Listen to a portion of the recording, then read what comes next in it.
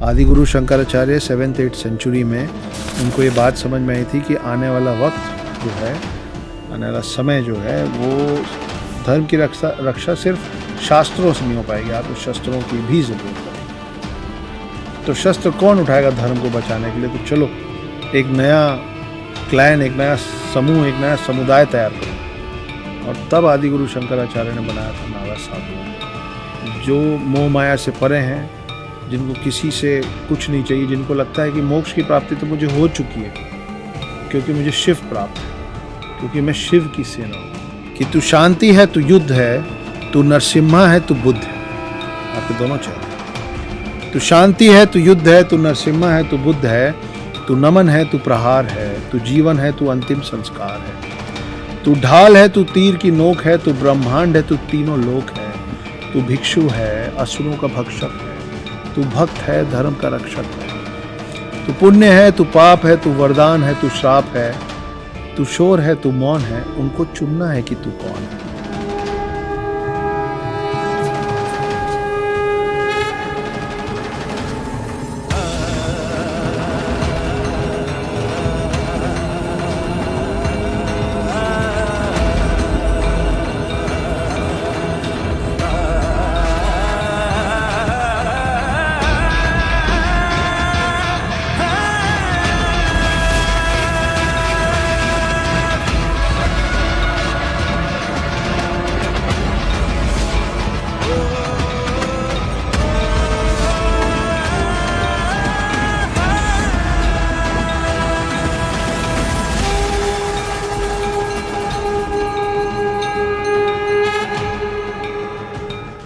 नमस्कार दोस्तों, वापस आए हैं आपके पास एक नए पॉडकास्ट करने के लिए। और इस पॉडकास्ट में कुछ इंटरेस्टिंग बातें होने वाली हैं, जैसे हमेशा से होती रही है। और ये पॉडकास्ट वापस हम करने वाले हैं अक्षय जी के साथ। एक और नई किताब वो लेकर आए हैं, इसके बारे में भी हम बात करेंगे और जानेंगे कि किताब में क्या है। पहली वॉल्यूम है। उसके अलावा बहुत सारे सवाल हमारे मन में और आपके मन में आते हैं, जो कमेंट सेक्शन में आप हमें भेजते हैं या फिर हमारे मित्र लोग हमसे पूछते हैं। अक्षय जी से चाहेंगे कि उनका जवाब दें। पहले तो वेलकम करता हूँ अक्षत जी आपको। Thank you Mohit, thank you so much भाई।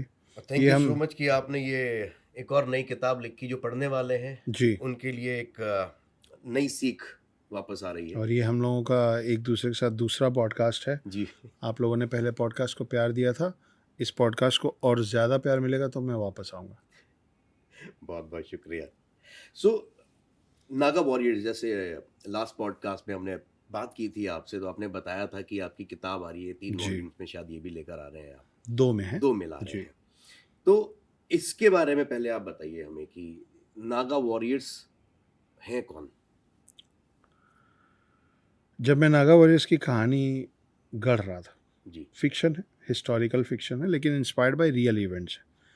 तो असल में ये हुआ था कि कुछ 100 साल पहले गोकुल, जो कृष्ण की नगरी कहलाती है, उसके बाहर अहमद शाह अब्दाली और उसकी पूरी आर्मी आ गई थी। अहमद शाह अब्दाली अफ़गानिस्तान से था, और वो लोग वहाँ पे हमला करके सारे मंदिरों को इसलिए उस पे हमला करना चाहते क्योंकि उनके हिसाब से मंदिर मतलब बहुत सारा ख़जाना है ना। तो ख़जाने की चाहत में वो गोकुल पहुँचे थे।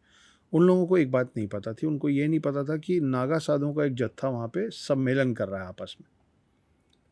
तो जब वो बाहर पहुँचे तब उनको पता चला कि ना कुछ, अब उनको जानकारी थी नहीं क्या कौन नागा साधु, बोले कुछ नागा साधु हैं। तो सीरियसली उन लोगों ने लिया नहीं उन लोगों को। और उसके बाद फिर वो जो जत्था जो था नागा साधुओं का, वो अहमद शाह अब्दाली की पूरी आर्मी की जो दुर्गति किया, जो विध्वंस मचाया उनकी आर्मी में। तो पन्नों पे लिखा हुआ है कि 3000 नागा साधु थे और 30,000 अफ़गान थे।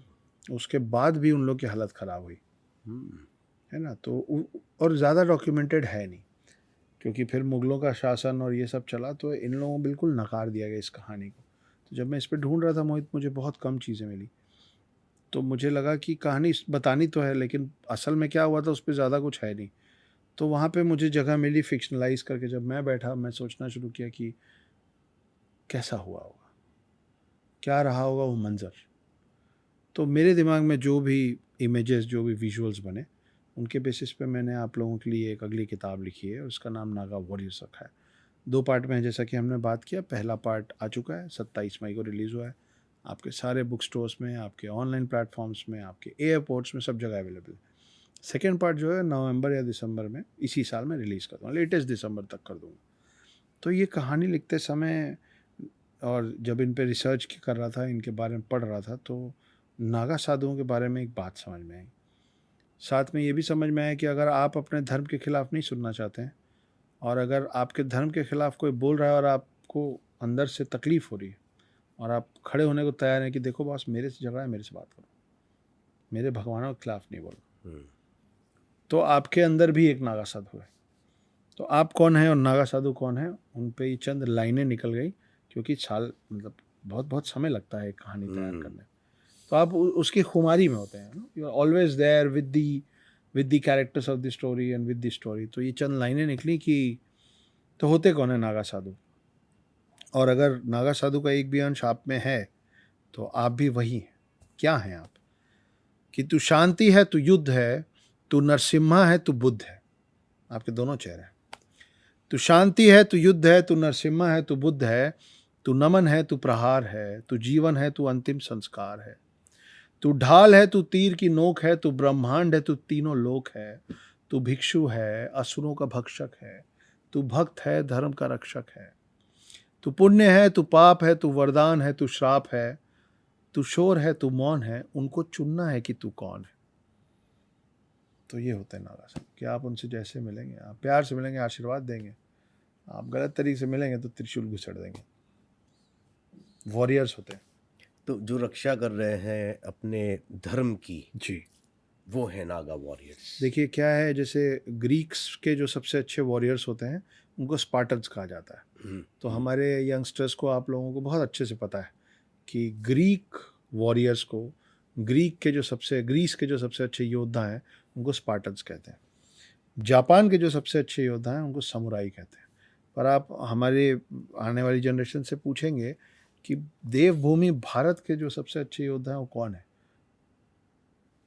तो वो नहीं बता पाएंगे। वो है नागा साधु। इनकी ट्रेनिंग होती है बाकायदा हथियारों के साथ। आदि गुरु शंकराचार्य 7th-8th सेंचुरी में उनको ये बात समझ में आई थी कि आने वाला वक्त जो है, आने वाला समय जो है, वो धर्म की रक्षा सिर्फ शास्त्रों से नहीं हो पाएगी, आपको शस्त्रों की भी ज़रूरत पड़ेगी। तो शस्त्र कौन उठाएगा धर्म को बचाने के लिए? तो चलो एक नया क्लैन, एक नया समूह, एक नया समुदाय तैयार करूं। और तब आदि गुरु शंकराचार्य ने बनाया था नागा साधुओं को, जो मोह माया से परे हैं, जिनको किसी से कुछ नहीं चाहिए, जिनको लगता है कि मोक्ष की प्राप्ति तो मुझे हो चुकी है क्योंकि मुझे शिव प्राप्त है, क्योंकि मैं शिव की सेना हूँ। तो मेरी जिम्मेदारी क्या है, मेरा काम क्या है? दो ही है, एक पूजा शिव की करते भक्ति। ये पूजा शिव की करते हैं। हाँ हाँ, दिखते भी वैसे ही है ना। इनका जो वेशभूषा होता है, भस्म लगाए होते हैं, कम कपड़े पहने होते हैं, जटा होती है, हाथ में हथियार होता है। तो इनका दो ही काम है, एक शिव की भक्ति करना और दूसरा आपके मेरे धर्म की रक्षा करना। 4 लाख से ज़्यादा नागा साधु हैं इस देश में। कई छोटे जो देशों का मैंने अभी जिक्र किया, ग्रीस और जापान, इस साइज़ के देशों का एक्चुअल आर्मी का साइज़ उतना नहीं है जितना आपके सिर्फ धर्म के रक्षकों का साइज़। और उसमें मैं फिर अघोरी नहीं जोड़ रहा हूँ, मैं उसमें जो ऐसे क्षत्रिय हैं, है ना, क्योंकि हम सब धार्मिक लोग हैं, है ना। मैं बजरंग दल नहीं जोड़ रहा हूँ, मैं RSS नहीं जोड़ रहा हूँ, जो धर्म की रक्षा के लिए खड़े हैं। मैं तो सिर्फ नागा साधुओं की बात कर रहा हूँ। मैं कह रहा हूँ 4 लाख से ज़्यादा नागा साधु आपके इस देश में। दिखते तो नहीं है, कहाँ रहते होंगे ये इसलिए नहीं दिखते मोहित, क्योंकि ये चाहते नहीं है कि आप और मैं और हम जैसे लोग उनके ज़्यादा करीब जाएं। हम लोगों की आदत हो गई, अब मेरे को भी 4-6 लोग पहचानने लग गए हैं देश में। और मैं ट्रैवल करता हूँ तो वो होता है कि अगर जहाँ थोड़ी सी छूट मिलती है, सब लोग नहीं पर कुछ लोगों को नहीं समझ होती है ना, उनका बचपना है या उनका एक्साइटमेंट है या जो भी। तो कई बार ऐसा होता है कि मैं मना मैं ऐसे भी नहीं करता हूँ, लेकिन कई लोग बिना पूछे ऐसे कंधे पे हाथ रख के ऐसे सेल्फी खिंचाने लग जाते। मैं यहाँ खड़ा हूँ, है ना, तो एक जो कर्टसी होती है ना कि एक फ़ोटो कर लें। मालूम है अक्षत नहीं बोलेगा हाँ कर लीजिए, पर वो मैं करने देता हूँ। लेकिन आपको वो अघोरी नागा साधु ये करने नहीं देंगे, उनको चाहिए नहीं कि तुम मेरे से खुलो। तो उनसे जो आपको डर है ना थोड़ा सा, वो डर इसलिए नहीं क्योंकि उनमें कोई कमी है, उनमें कुछ परेशानी है, वो डर इसलिए क्योंकि वो चाहते हैं कि वो डर बना रहे, ताकि आप ज़्यादा मत घुसो मेरे में। तो इसलिए उनका चेहरा जो बड़ी-बड़ी आँखें और ऊँची आवाज़, वो इसीलिए रहता है कि भाई तुम सांसारिक जीवन में वहीं तक स्थगित रहो, ज़्यादा वो नहीं चाहिए। ये भी अपना पिंडदान कर देते हैं? हाँ, सेम, मतलब सेम, जितना सब अखाड़ों की रक्षा करना इनका धर्म है, हिंदू की रक्षा करना इनका बिल्कुल, धर्म। बिल्कुल। तो ये पूरे पहले अपने पूरे परिवारजन का, अपने माता-पिता का, अपने बच्चों का, जो शादीशुदा रहे वो अपनी पत्नी का या पति का। पति का इसलिए बोल रहा हूँ क्योंकि नागा सिर्फ़ साधु नहीं होते हैं, अच्छा, नागा साध्वी भी होती है। ये हमने पहली बार सुना है। जी, ये कम लोगों को पता है कि नागा, और इस कहानी में नागा साध्वी भी लड़ रही हैं। तो आपको, अच्छा, हाँ, मैं स्पॉइलर नहीं दे रहा हूँ, आपको मज़ा आएगा नहीं पढ़ के। मैं चाहता ही नहीं, मैं पढ़ना चाहता हूँ उसको, ताकि पढ़िए। वो इंटरेस्ट बना रहे, और वो बहुत ज़रूरी है। हाँ, तो आपके जितने भी परिजन हैं उन सब का आपको आपके हाथ से अंतिम संस्कार कराया जाता है। आखिरी में आपका आप ही के हाथ से अंतिम संस्कार कराया जाता है। उसके बाद आपसे आपका ये नाम जो है, मोहित, अक्षत, ये नाम ले लिया जाता है और एक नया नाम दिया जाता है उन नागा साधु जो आपके सीनियर्स हैं, जो मठाधीश हैं, जो भी। और उसके बाद आपका एक नया जीवन शुरू होता है, क्योंकि ये माना जाता है कि ये जो जीवन जिस जीवन में तुम पैदा हुए थे वो जीवन वहाँ ख़त्म हो गया जिस दिन मैंने तुम्हारा अंतिम संस्कार करा दिया। उसके बाद का जो जीवन है वो तुम्हारा नया जीवन है। नया जीवन है। बहुत ज़बरदस्त चीज़ है। सोच के ही मतलब ऐसा लगता है कि हम जो ज़िंदगी जी रहे हैं बहुत इकोनॉमिकली और चीज़ों में फँस कर रह गए। उनकी जो ज़िंदगी है शायद हम आम ज़िंदगी से बहुत अलग चल रही होगी। बहुत ज़्यादा मोहित, आज ही मैं एक पॉडकास्ट में था, तो उन्होंने बोला कि हम मतलब सब तरफ से सिखाया जाता है बी पॉजिटिव, बी पॉजिटिव। तो मैं सुबह से ऐसे चैंट करके निकलूँ अगर बी पॉजिटिव, बी, और बाहर निकला और पीछे से किसी ने गाड़ी ठोक दी है, तो फिर गुस्सा आएगा, मूड ख़राब होगा। तो ये बोलने के लिए तो अलग बात है, लेकिन इसको आप असल जीवन में कैसे निभाएंगे? तो मैंने उनको यही बोला कि इसीलिए तो ऋषि मुनि नागा साधु इन सब, उनके पास गाड़ी इसलिए थोड़ी ना है क्योंकि वो कमा नहीं सकते थे। उन्होंने ये सब मोह माया छोड़ दी, तो ना गाड़ी ही नहीं तो ठुकेगी कैसे? लाड़ी ही नहीं है तो फिर झगड़ा किससे होगा? है, मैं मेरे में मेरे का अहम ही नहीं है, तो मैं किस चीज़ पे इतराऊँगा? समझ रहे हो? तो मैं वेट ही नहीं कर रहा हूँ कि क्या बोलते हैं वो, आईफ़ोन 15 प्रो ब्रो, हाँ, मेरे को नहीं चाहिए, है ना? तो जो पहले बोला जाता ना रहेगा बाँस ना बजेगी बाँसुरी। तो उस पद्धति में है कि भाई वो सुबह से रात तक बी पॉजिटिव करते, वो रहते भी बी पॉजिटिव। हम ए नेगेटिव हो जाते हैं। मैं हो जाता हूँ, आप तो एम नेगेटिव होंगे। M negative. अक्षत जी, बहुत सारी टर्म्स के बारे में सुनते हैं हम, जैसे धर्म की जब हम बात कर रहे हैं, जी, हमारे ही धर्म में कुछ चीज़ें बताई गई, अब सत्य है कि नहीं, कि जो सही नहीं थी और सही नहीं है। सती प्रथा, जी, चाइल्ड मैरिज, जी। क्या ये हमेशा से चलता आया है या बाद में किसी कारणवश बना दिया गया था? हुँ। और जब इसको ख़त्म करा तो अंग्रेज़ों का नाम लिया गया कि अंग्रेज़ों ने इसको ख़त्म किया। हुँ। लेकिन शुरू कब हुआ था ये किसी को नहीं पता, और ये क्यों हुआ होगा? मोहित, बहुत समय पहले चाइल्ड मैरिज की समझ नहीं थी लोगों में, है ना? जिनको थी वो उस समय भी ये गलती नहीं करते थे, हुँ, है ना? जैसे आपकी आपकी मेरी मदर्स की शादी समय पे हुई, है ना? चाइल्ड मैरिज नहीं हुई है। हुँ, मेरी दादी की भी चाइल्ड मैरिज नहीं हुई थी, बिल्कुल। है ना? हुँ, तो जो बुद्धिजीवी थे या थोड़ा बहुत जिनको एजुकेशन एजुकेशन का मतलब मॉडर्न एजुकेशन की बात नहीं कर रहा हूँ, जिनको बेसिक नॉलेज था, उन लोगों को भी मालूम था कि नहीं यार, बिटिया बड़ी होगी उसके बाद घर से जाएगी, पहले नहीं जाएगी। फिर जो सती प्रथा की बात है, सती प्रथा को ना बहुत ज़्यादा प्रोपगेट किया गया कि इस धर्म में ये प्रॉब्लम, इस धर्म में ये प्रॉब्लम। लेकिन ऐसा नहीं था कि पूरे देश में सती प्रथा चल रही थी कि एक आदमी मरा तो उसकी समकक्ष जला दो, ऐसा नहीं होता था। बहुत छोटे छोटे कई पॉकेट्स में ऐसा होता था। जैसे आज की डेट में आप पंचायत सुनते हो, है ना? या वो जाट लोगों का क्या है वो, खाप। खाप पंचायत सुनते हो, है ना? तो खाप पंचायत जो है वो पंजाब हरियाणा के साइड में ही स्थगित है। वो आपको मध्य प्रदेश में, बिहार में, उत्तर प्रदेश में नहीं मिलेगा, डाउन साउथ कहीं नहीं मिलेगा, महाराष्ट्र में नहीं मिलेगा, हुँ, है ना? तो खाप पंचायत सिर्फ एक एरिया में है ना। वैसे ही सती प्रथा जो था वो पूरे देश में और पूरे हिंदुत्व में फैल गया था, ये गलत बात है। ऐसा था ही नहीं। नहीं, ऐसा नहीं था। कई जगह पे छोटे छोटे पॉकेट्स में सती प्रथा था, उसका आज से नहीं, उसका हमेशा से ही लोग विरोध कर रहे थे। लेकिन विरोध एक बार एक चरम सीमा पे पहुंचता है और उसके बाद एक डिसीजन होता है, एक जजमेंट डे आता है। हर प्रॉब्लम का एक जजमेंट डे आता है।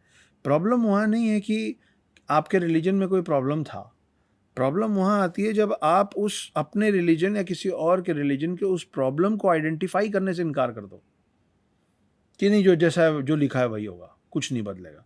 तो भाई हम तो बैठे हैं ना सामने, सती प्रथा अगर हमारे में लिखी हुई थी तो हमने कानून बना के उसको अबॉलिश किया, है ना। बाकायदा हम ही ने कानून बनाया कि गलत है, ये करने वाले को सज़ा मिलेगी। हुआ। चाइल्ड मैरिज गलत थी, दहेज प्रथा गलत थी, कानून बना।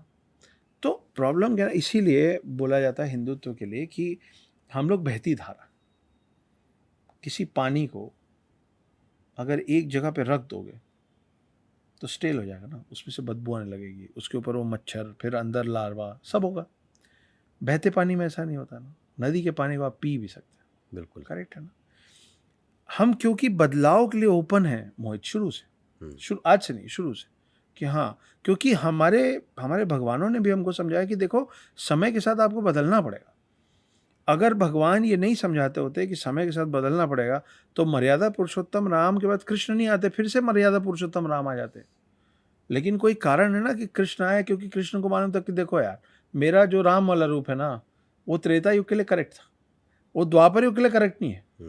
यहाँ द्वापर युग से चलूंगा तो पांडव हार जाएंगे, धर्म की हार हो जाएगी। तो धर्म की रक्षा के लिए मेरे को थोड़ा प्लस माइनस करना पड़ेगा विद टाइम।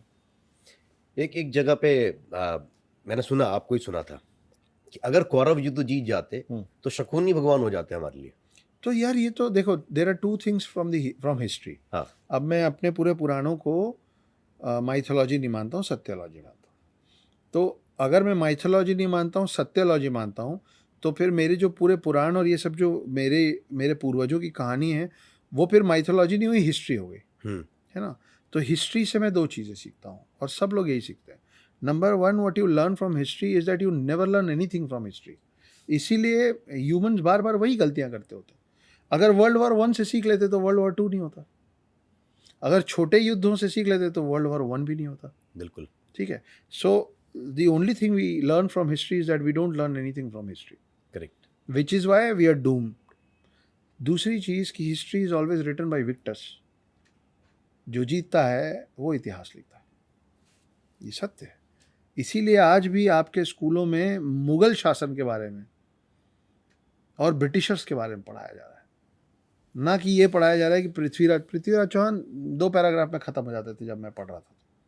लेकिन एजुकेशन सिस्टम को चेंज कैसे करा जाए, क्योंकि हिस्ट्री तो उसी तरह से लिख दी गई है, उसको बदलने के लिए भी बहुत टाइम लगेगा। अभी आप देखिए, छोटा सा एग्जांपल आपको देता हूँ, राम मंदिर बना है, सब कुछ हुआ, बहुत बढ़िया हुआ, 5 साल से 500 साल पहले से हम लोग उसकी इंतज़ार कर रहे थे।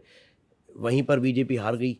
एक मैं आउट ऑफ द कॉन्टेक्स्ट आपसे बात कर नहीं, रहा हूँ, बिल्कुल आउट ऑफ द कॉन्टेक्स्ट नहीं है, बहुत कॉन्टेक्स्ट की बात है, आप करो आराम। है ना, वहीं पर बीजेपी हार जाती है। तो मुझे कभी कभी लगता है हिंदुओं को एक्चुअली अपने बारे में जानने का इंटरेस्ट है भी, अपने लिए कुछ चाहिए भी। जिस चीज़ की आपके पूर्वजों ने, उस चीज़ को देखने के लिए आस में शायद ज़िंदगी ख़त्म हो गई सबकी 500 साल से ज़्यादा, और सौभाग्य प्राप्त था वहाँ के लोगों के लिए या पूरे हिंदुस्तान के लोगों के लिए कि आपके आराध्य का मंदिर बन गया। लेकिन आप बताइए, जिसने बनवाया या जिन्होंने मेहनत करी या जिनका एजेंडा था बनवाना, उनको ही वहाँ पे नहीं रहने दिया, तो क्या फ़ायदा।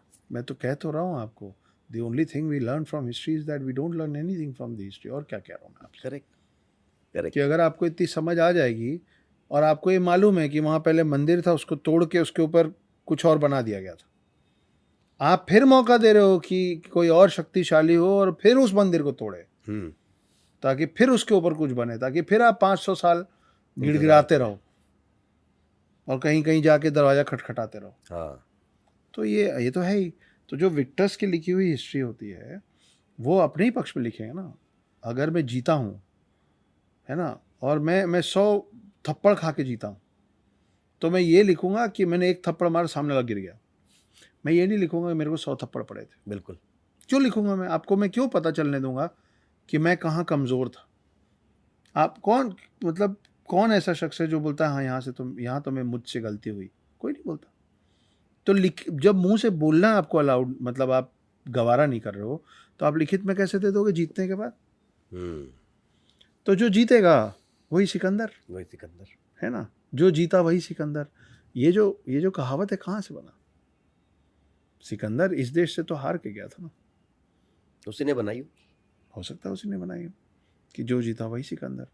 तो ये दो चीज़ें हैं मोहित। तो इसीलिए हम आपका जो सवाल था कि मैंने आपके में सुना था कि शकुनी, तो अगर अगर कौरव जीत जाते तो फिर वो डिसाइड करते कि किसको आने वाले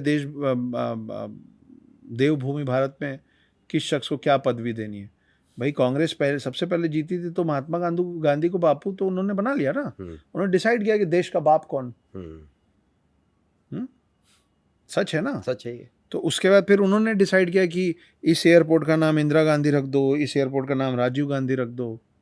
हाँ, अब आने वाले समय में यही चलता रहा जो अभी हुआ है 4 तारीख को, तो फिर आप राहुल गांधी स्टेडियम में देखेंगे, इंतजार कीजिए।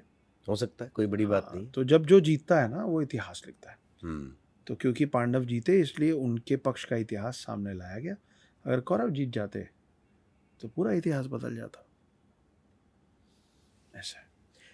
रूढ़िवादिता जो हमारे आसपास है, जैसे कि हमारे घर में भी होता है, शनिवार को बाल नहीं कटाना है, शाम को नाखून नहीं काटना है, लोहा नहीं खरीदना है, लोहा नहीं खरीदना सैटरडे को, तेल नहीं खरीदना है, तेल नहीं खरीदना, सरसों का खासकर, सरसों का खासकर, बहुत सारी चीजें हैं। ये क्यों है? देखिए, एक एक सवाल मेरे मन में आया। कई लोग कहते हैं गाय को मां नहीं मानना है, गाय में ऐसा क्या है? उसका जवाब मेरे को मिला, है ना। पीपल के पेड़ को क्यों नहीं काटते? उसमें भूत वूत सब बना दिया गया। वो ठीक है, ऑक्सीजन देता है 24 घंटे, बड़ का पेड़ ऑक्सीजन देता है 24 ये तो घंटे, मैंने भी सिखाया बहुत लोगों को, है ना, आपने भी सिखाया है ये। तो अब ये क्या है? इसके अलावा रूढ़िवादी प्रॉब्लम पता क्या है अक्षत जी? प्रॉब्लम ये है कि हमें भी बता दिया जाता है, उसके कारण किसी को भी नहीं पता। हाँ, अब मतलब कल ये को अगर करो वो बोल दिया जाता, हाँ, क्यों करो नहीं बोला जाता। किसी ने कहा था, अब वो कौन है हमें भी नहीं पता। करेक्ट। एटलीस्ट आज हम लोगों तक ये बात अगर पहुंचा सके किसी भी माध्यम से, तो उन वो अपने बच्चों को या जनरेशन्स को जब ये बताएंगे कि ऐसा नहीं करना है, उसके पीछे कुछ जवाब जरूर होंगे या तर्क होंगे। करेक्ट। नहीं तो कई बार क्या होता है, वो सवाल पूछने वाला जो है वो पूछता ही रहता है, बताने वाला को पता भी नहीं होता कि मुझे क्या बताना है। करेक्ट। और वो गलत इंफॉर्मेशन पास ऑन चली जाती है। इसके रीजंस क्या रहे होंगे? देखिए, मैं इसके 2 जवाब हैं। पहला जवाब ये है कि कुछ रूढ़िवादी चीज़ें तो इसलिए हैं क्योंकि वो पीढ़ी दर पीढ़ी चली आ रही है। आज आप नाखून काटते हैं तो आप नेल कटर से काटते हैं। पहले नेल कटर नामक मशीन नहीं होती थी। उस समय जिस चीज़ से नाखून काटा जाता था उसको कहते थे नहरनी। नहरनी ये शब्द है, ये नाई लोगों का शब्द है, सो कहते हैं नहरनी। ठीक है, वो ऐसा एक जैसे आपका टेबल नाइफ होता है ना, उस टाइप की चीज़ होती है, लंबी सी और बहुत धार, ब्लेड जितना धार होता है उसके एक कॉर्नर पे। आप उसका मुंह पकड़ते थे और उससे ऐसे करके नाखून काटते थे। ठीक है, ऐसे ही नाखून काटा जाता था। मेरे पिता आज भी नहरनी से नाखून काटते हैं। अच्छा। हाँ, मेरे बचपन में जब तक मेरे पिता मेरा नाखून काटे नहरनी से काटे। जब मेरी उंगलियां इतनी इतनी सी थी ना, मेरी माँ और मेरी दादी की सांस रुक जाती थी क्योंकि बच्चा है, हिल रहा है। वो एक उंगली पकड़ते थे, उससे नहरनी से काटते थे। तो क्या होता था कि एक और चीज़ जो उस समय नहीं थी वो है लाइट जी, है ना। तो जब अंधेरा हो जाता था तो दिया और बाती और लालटेन जैसी लाइटें होती थी। तो वो सब लाइट ना इतनी कंसिस्टेंट नहीं होती है जितनी अभी आपके और मेरे चेहरे पे पड़ रही है, वो फ्लिकर होती रहती है। ठीक है, ऊपर से आज क्या है, आप 4 तरफ लाइट लगा के बैठते हैं तो आप किसी भी एंगल से बैठेंगे आपको एक तरफ की लाइट पड़ेगी, लेकिन वो लाइट किसी एक तरफ होती थी तो आपका शैडो पड़ता था और रात तो अंधेरा तो हो ही गया। तो जब आप नहरनी से काटते हैं तो नाखून जो पार्ट काटना है और जो पार्ट नहीं काटना है उसका फर्क सिर्फ एक शेड का होता है। नाखून के कटने और नहीं कटने का जो एरिया है ना, उन दोनों का कलर ना एक शेड मात्र का फर्क होता है। जो लोगों को कई बार अंधेरे में क्लियर नहीं दिखता था तो नाखून अंदर तक कट जाता था। ओके। तकलीफ होती थी। तो और 2 तरीके के लोगों को तकलीफ होती थी। एक जो बच्चे हैं जो सीख गए नाखून काटना, उनको किसी ने ये नहीं बोला कि सुनो रे अंधेरा होने के बाद मत काटना नहीं तो ज़्यादा कट जाएगा, फिर 3 दिन तक दुखेगा। और दूसरा जो बुजुर्ग हो गए हैं जिनकी आंखें कमज़ोर हो गई, उनको प्रॉब्लम होगी। तो वो चीज़ को समझाने के लिए एक रूल बना दिया गया था उस समय कि अंधेरा होने के बाद नाखून नहीं काटना चाहिए, मनहूसियत फैलती है। मनहूसियत इसलिए फैलती है क्योंकि सही साँझ या अंधेरा होने के बाद हम लोगों में रोना अच्छा नहीं मानते। जी। तो अगर बच्चे का हाथ कटेगा तो बच्चा चीख-चीख के पूरे घर में रोएगा ना। तो रोना तो एक नेगेटिव इमोशन है। हाँ। तो क्या फैलेगा नेगेटिव इमोशन से? मनहूसियत फैलेगी, है ना? ये थॉट था उसके पीछे। ये पहला जवाब। दूसरा जवाब, ये जो बात है ना कि इस दिन तेल मत खरीदो, इस दिन बाल मत कटवाओ, इस दिन लोहा मत खरीदो। कपड़े धोने का भी है, बृहस्पतिवार को बाल नहीं धोने हाँ, हैं, कपड़े नहीं। हाँ। तो ये इसके पीछे कारण ये है मोहित कि हर चीज़ की ना एक तासीर होती है। जी। तासीर मतलब हमको अभी गर्मी का टाइम चल रहा है। गर्मी में आइसक्रीम खाना अच्छा लगता हाँ। है ना? लेकिन वो मुँह में अच्छा लगता है क्योंकि ठंडा होता है। असल में आइसक्रीम की तासीर गरम होती है। अच्छा। जी, वो अंदर जाके गर्मी करती है। वो इसीलिए आप देखो आइसक्रीम खाने वालों के चेहरे पे दाने अगले दिन ज़रूर ज़्यादातर यंग टाइम में तो निकलते। इसलिए नहीं निकलते कि आइसक्रीम खा लिया, इसलिए निकलते क्योंकि वो जब अंदर जाता है, जब डाइजेस्ट होता है, तो शरीर के अंदर गर्मी पैदा करता है। गर्मी से दाने, कील मुहासे सब होना सब जगह पता है। बिल्कुल। जैसे आम की तासीर गर्म होती है, इसीलिए बोला जाता है कि शाम के बाद आम खाना चाहिए या पानी में भिगा के। या पानी में भिगा के खाना कि उसकी तासीर ठंडी करो। एक मुर्गी होती है, मुर्गा होता है, उसको कहते हैं कड़कनाथ, काला वाला। काला वाला जिसका खून काला होता हाँ। है ना? उसकी तासीर इतनी गर्म होती है कि अगर गर्मी के समय में आप बैठ के उस चिकन को खा लेना, कड़कनाथ को खा लेना, आप बेहोश हो जाओगे। अच्छा। वो सर चढ़ जाता है, इतना ज़्यादा उसकी तासीर गर्म होती है। You can't digest it. वो इतना आपके शरीर में इतनी गर्मी करता है कि लोग उसको खा के बेहोश हो जाते हैं दिन में। नॉट एवरीबॉडी, लेकिन कई लोग जो जिनको उतना हीट अब्जॉर्ब करने की क्षमता नहीं है। तो इसलिए कड़कनाथ को गर्मी में नहीं खाया जाता है। गर्मी में शाम को भी नहीं खाया जाता कि नहीं भैया, ठंड सबसे ज़्यादा कड़कनाथ खाया जाता है ठंड में, क्योंकि उस समय वो जो गर्मी देता है वो आपको सपोर्ट करती है। मोर लाइक रम। गर्मी में लोग रम नहीं पीते। हाँ, सर्दियों में ज़्यादा रम। सर्दियों में पीते हैं ना।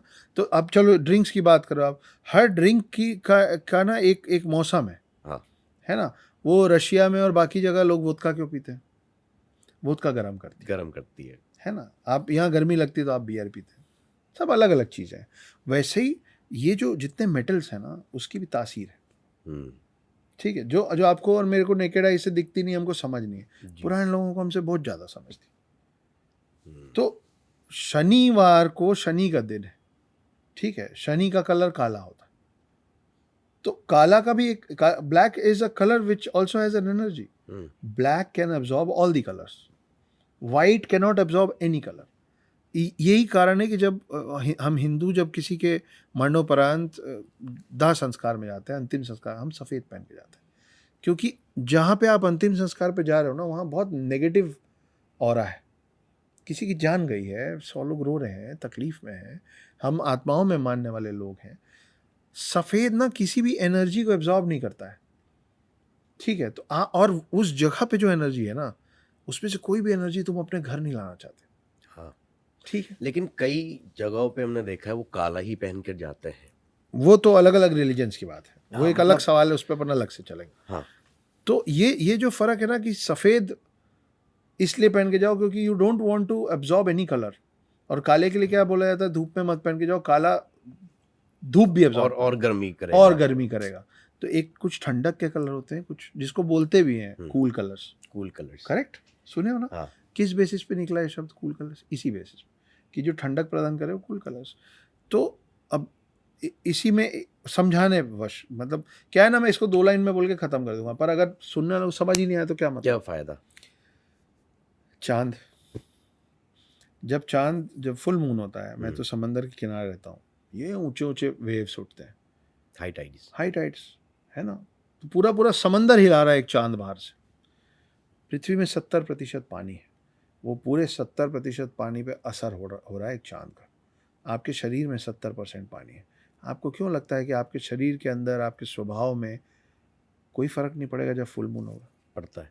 100% पड़ता है। तो साइंटिफिकली प्रूव्ड है कि फुल मून, अमावस्या, ये सब के अलग अलग दिनों में आपके शरीर पे अलग अलग असर पड़ता है। तो जब एक मून, जो कि प्लैनेट है भी नहीं, ठीक है, वो आपके शरीर पे और आपके उस दिन के स्वभाव पे असर डाल रहा है, तो प्लैनेट्स नहीं डाल रहे होंगे, बहुत ज़्यादा डाल रहे होंगे ना। इसीलिए बोला जाता है कि वो चीज़ें जो शनि की तासीर के खिलाफ है, भैया आप जिसको जिसको बहुत तेज बुखार चढ़ता है उसके माथे पे क्या रखते हो? पट्टी पानी की, वो पानी कैसा होता है? ठंडा।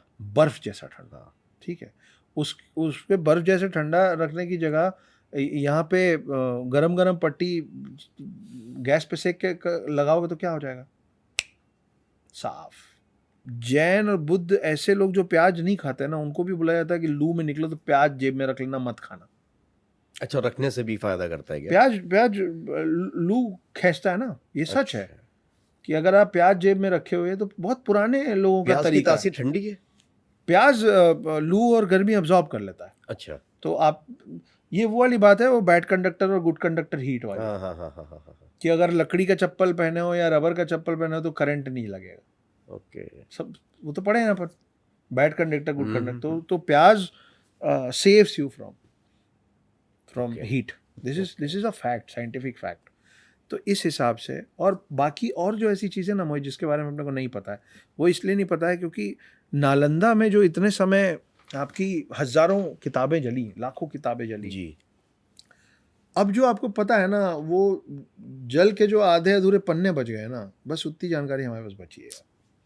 तो पूरी विश्व का सबसे बड़ा नुकसान था नालंदा यूनिवर्सिटी का जलना। और वो जलाई भी शायद इसलिए गई होगी कि लोगों तक वो जानकारी पहुंची ही नहीं।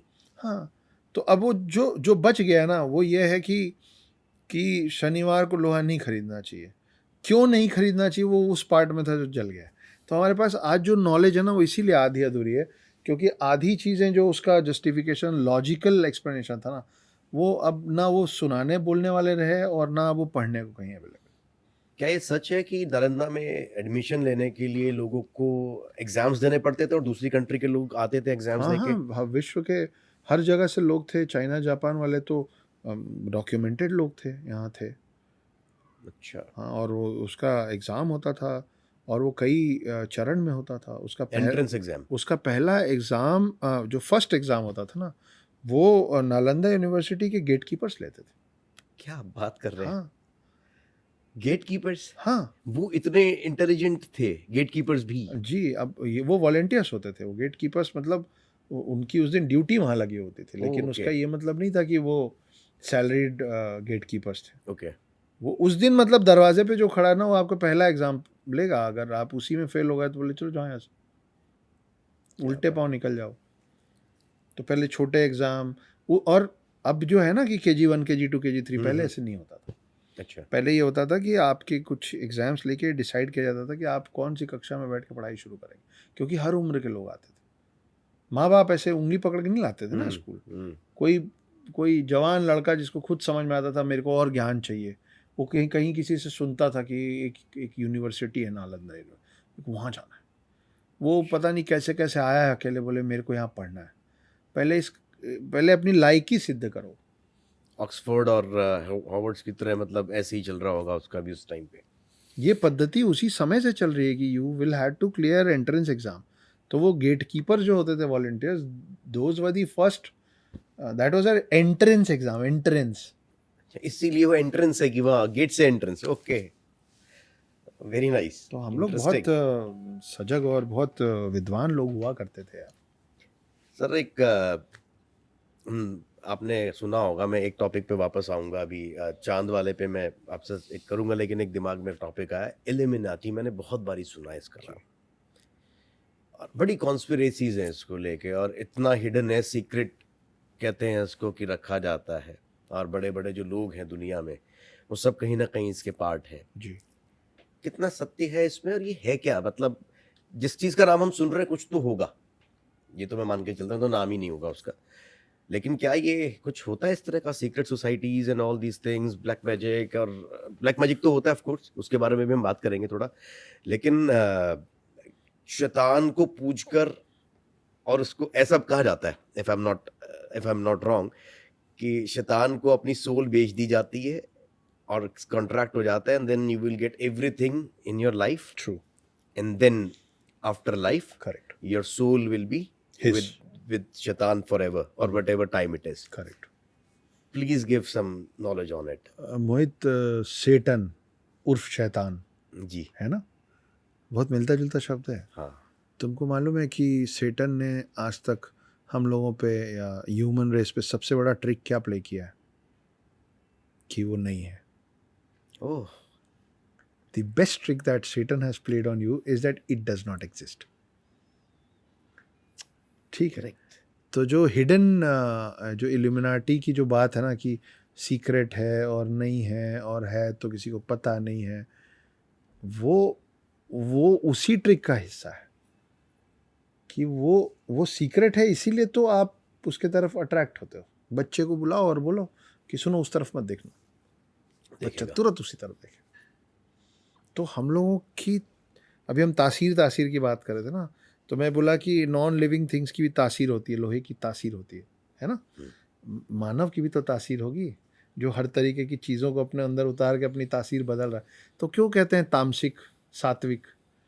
जो लोग बिल्कुल स्वच्छ और स्वच्छ मतलब खाना तो स्वच्छ ही होता है, लेकिन जो हरी सब्जियां और साफ सुथरा वेजिटेरियन खाते हैं उनको बोला जाता है कि इनका भोजन सात्विक है। तो सात्विक खाने वाले का स्वभाव सात्विक होता है। जो मांस मच्छी खाते हैं वो तामसिक है ना, राक्षसी प्रवृत्ति तामसिक है। तो माना जाता है कि आप जैसा खाएंगे आप वैसे, वो बोलते हैं कि जैसा खाए अन्न वैसा होए मन। ठीक है। तो एल्यूमिनाटी वाला जो पूरा मैटर है वो है ही इसलिए कि मतलब वो इतना हिडन है ही इसलिए क्योंकि वो चाहते नहीं है कि आपको मालूम चले उसके बारे में। नहीं तो फिर आज कलयुग में हो यार, क्या क्या नहीं कर रहा है एक आम आदमी पैसा कमाने के लिए या फेमस होने के लिए। कहाँ से आया कि मेरे XYZ फॉलोअर्स हैं वो सब ऑर्गेनिक है? ये फॉलोअर्स में ऑर्गेनिक क्यों आया? क्योंकि आदमी खर्च करने को तैयार है फॉलोअर्स तैयार बढ़ाने के लिए। तो ये फेयर बात तो नहीं है ना। आप इंसान की चॉइस खरीद रहे हो यार पैसा देके। करेक्ट बात है। तो उतनी सारी भीड़ में तुम सोचो कि अगर आज की डेट में इल्यूमिनाटी सामने आ जाए, सब भागेंगे उसके पीछे कि 10 का 5, 10 का 5, 10 का 5, सब लोग पहुंच जाएंगे। लेकिन हर जगह पे जो पदवी है, जो सीट्स हैं, वो तो लिमिटेड है ना। एक समय में 3, 4, 5 ही तो सुपरस्टार हो सकते हैं। करेक्ट। 50 लोग सुपरस्टार बन ही नहीं सकते। 50 सीट ही नहीं है। एक पूरे कोर्ट रूम में एक ही जज हो सकता है ना। बहुत बड़ा कोर्ट है, सुप्रीम कोर्ट है, तो 5 जज बैठ जाएंगे, उससे ज़्यादा जज तो नहीं बैठ सकते ना। तो हर चीज़ का एक लिमिटेशन है। उस लिमिटेशन के अंदर इल्यूमिनाटी को ऐसा माना जाता है। मैं नहीं बोल रहा हूँ, जितना सुना पढ़ा समझा है कि इल्यूमिनाटी चुनता है और आपको, वो आप उसके पास नहीं पहुंच सकते हो, वो आपके पास आता है।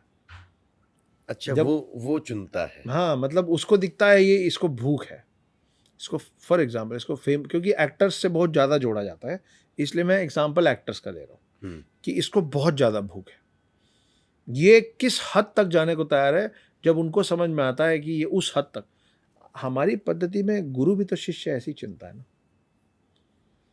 तो चुनने की जो प्रक्रिया है ना वो सब जगह सेम है कि तुम अध्यात्म के लिए किस हद तक जाने को तैयार हो। अगर गुरु को लगेगा कि ये उतनी मेहनत करेगा जितना मैं उम्मीद करता हूँ, तो वो एक अच्छा गुरु बोलेगा कि मैं तुमको अपने विंग्स के अंडर ले रहा हूँ, चलो। नहीं तो गुरु नकार देगा ना, है ना। स्कूल्स किस बेसिस में आज की डेट में बच्चों का चयन कर रहे हैं? बच्चों का के मार्क्स तो 10th और 12th बोर्ड डिसाइड कर रहा है। लेकिन आज जब आप बच्चे को स्कूल लेके जाते हो एडमिशन कराने, तो उस बच्चे का भी एग्जाम होता है। हाँ। कि हम अपने स्कूल में रखेंगे कि नहीं रखेंगे। स्कूल का काम क्या है? पढ़ा के उस बच्चे को उस लायक बनाना कि वो चीज़ें फेस कर सके। आप पहले उस बच्चे का एग्जाम ले रहे हो जो भी पढ़ नहीं आया, मतलब जो शायद उतनी क्लास में भी नहीं है कि एग्जाम दे भी सके। ये क्यों हो रहा है? क्योंकि उस स्कूल को चाहिए कि मैं उन बच्चों को लूँ जिस वजह से मेरा नाम ऊंचा हो जाए। वो बच्चा, मैं उस बच्चे को फेल करूँ नहीं करूँ, वो बच्चा मेरे को फेल नहीं करना चाहिए। बहुत डीप है। ठीक बात है ना कि स्कूल में बच्चा फेल हो जाएगा चलेगा, उस बच्चे की जगह के कारण मेरा स्कूल फेल नहीं होना चाहिए। तो मैं वैसे बच्चों को चुनूं जो फेल ही ना हो, तो मेरा स्कूल फेल ही नहीं होगा। ऐसे ही हमेशा से गुरु भी अपना शिष्य चुना है। है ना। तो या तो वो बहुत, भाई द्रोणाचार्य का के सबसे अच्छे शिष्य अर्जुन क्यों थे? इसलिए थोड़ी ना थे कि बोले कि ये सबसे कमज़ोर बच्चा है, इसको मैं सबसे बेस्ट बनाऊंगा, नहीं। उन्होंने देखा कि ये बेस्ट बच्चा है, इस पे मेहनत करूंगा तो ये मेरा नाम ऊपर करेगा। वैसे ही है सब जगह, वैसे ही। तो इल्यूमिनाटी को जितने लोग चाहिए, वापस स्कूल पे आ जाते हैं। अगर स्कूल की बात करते हैं तो हर स्कूल का में सीट्स होते हैं ना, मेडिकल कॉलेज में सीट्स होते हैं। ऐसे थोड़ी ना है कि हम 2000 लोग को ले लेंगे, चलो भाई। उनके पास सीट्स अलॉटेड है, उतने ही ले सकते। तो इल्यूमिनाटी के पास भी एक लिमिटेड स्पेस है कि मुझे इतने लोग चाहिए, इस फील्ड में इतने, इस फील्ड में इतने, इस फील्ड में इतने। तो इस पूरे पृथ्वी पे, इस पूरे देश पे मेरा कंट्रोल रहेगा। और उतने लोग होने के लिए उनको सोशल मीडिया में कम्युनिटी फॉर्म नहीं करना पड़ेगा, उन्हें ज़रूरत ही नहीं है। उनको सोशल मीडिया में कम्युनिटी फॉर्म नहीं करना पड़ेगा। उनको उतने लोग मतलब ऑलरेडी लाइन में खड़े होकर इंतज़ार कर रहे हैं कि कहीं से किसी दिन कोई एक साइन मिले कि हमारी नज़र है तुम पे। तो और अगर सेटन, जो मैं बोल रहा हूँ कि सेटन ने जो सबसे अच्छा आज तक ट्रिक प्ले किया वो ये किया कि मैं तो हूँ ही नहीं, है ना। तो उसके जो मानने वाले हैं, और अगर इल्यूमिनाटी है तो इल्यूमिनाटी का होना भी बहुत ज़रूरी चीज़ है, क्योंकि पृथ्वी में अच्छे और बुरे का बैलेंस बना रहना बहुत ज़रूरी है। आप सोचिए कि पृथ्वी का ग्रेविटेशनल फोर्स अगर इतना सा और बढ़ जाएगा ना, तो सूरज की तरफ खिंचा जाएगा, अपना एक्सिस छोड़ देगा। और अगर ग्रेविटेशनल फोर्स इतना घट जाएगा ना मोहित, तो वो दूसरी तरफ बहते बहते जुपिटर प्लूटो को क्रॉस करता करता सोलार सिस्टम के बाहर बह जाएगा। दोनों में आप मर जाएंगे। तो आप सोचिए कि वो बैलेंस कितना ज़रूरी है, सूरज और अर्थ के बीच का ग्रेविटेशनल फोर्स। क्या कारण है कि मर्क्यूरी और वीनस अर्थ से छोटे हैं? हर चीज़ का एक बैलेंस है। वो बैलेंस बना के चलना सिर्फ पांडवों का काम नहीं है ना, कौरवों का भी। वो बैलेंस बना के चलना सिर्फ राम का काम नहीं है, रावण का भी। कंस नहीं होता तो कृष्ण क्या करते आगे? रावण नहीं होता तो राम को आना ही नहीं पड़ता। अगर अंधेरा नहीं होगा तो अंधेरे से डर नहीं लगेगा तो आदमी लाइट बनाने की खोज में निकलेगा क्यों? इट्स मोर लाइक कि अगर खुशी ही खुशी है जिंदगी में तो उसको दुख का एहसास ही नहीं हो रहा है, तो उसको खुशी की वैल्यू भी नहीं रहेगी। जो मुझे लगता है गौतम बुद्ध के साथ हुआ था। जिंदगी में इतनी खुशियां मिल गई, उनको समझ में नहीं आ रहा था, तब वो उनको लगा ये तो सब हो चुका है, अब क्या, ये नया है। तो उधर यहाँ निकलते हैं। तो ऐसे ही होता है। तो मुझे लगता है कि अगर सेटन है, हमारे में शैतान और सेटन शब्द नहीं है, हमारे में असुर हैं, राक्षस हैं। उसमें भूत वाली कैटेगरी में ही आते होंगे, मुझे नहीं भूत पिशाच। नहीं, मुझे नहीं लगता। मुझे है। लगता है भूत पिशाच सब इनके अंडर होते होंगे। ओ बाप रे, ये उनके ऊपर होते होंगे, मतलब ये सुप्रीम होते होंगे। हाँ, मतलब शैतान, मतलब ये बेसिकली नेगेटिव वाले देवता, काइंड ऑफ। Yes, okay.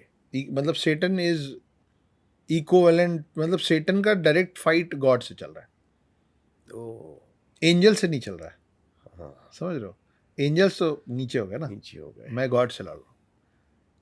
तो मेरे को तो लगता है गॉड्स भी सेटन को कभी कभी थैंक यू बोलते होंगे कि हम दोनों का होना ज़रूरी है भाई पास।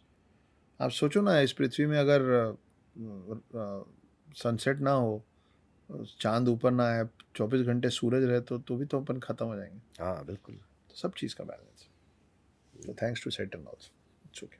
या थैंक्स टू एवरीवन। तो दोस्तों ये था पार्ट 1। इसके आगे सुनने के लिए हमारे चैनल को प्लीज सब्सक्राइब कर लो, क्योंकि पार्ट 2 जल्दी आने वाला है, जिसमें हमने अक्षत जी के साथ काफी सारी इंटरेस्टिंग बातें करी है। तो जल्दी से जाओ, बेल आइकन दबा लो। अरे प्रेस कर दो ना यार, अरे क्यों पूछ रहे हो? नोटिफिकेशन तभी तो आएगी ताकि आपको पार्ट 2 के लिए अपडेट मिलता रहेगा। और हाँ, एक बात और है, अगर आप चाहते हो कि हम पार्ट 2 जल्दी से अपलोड कर लें तो आप प्लीज इसे लाइक करो और इस पर कमेंट करके बताओ आपको क्या अच्छा लगा। अब जाओ यार, जल्दी से कर लो। चलो टाटा बाय बाय, जल्दी मिलते हैं सेकंड पार्ट के लिए।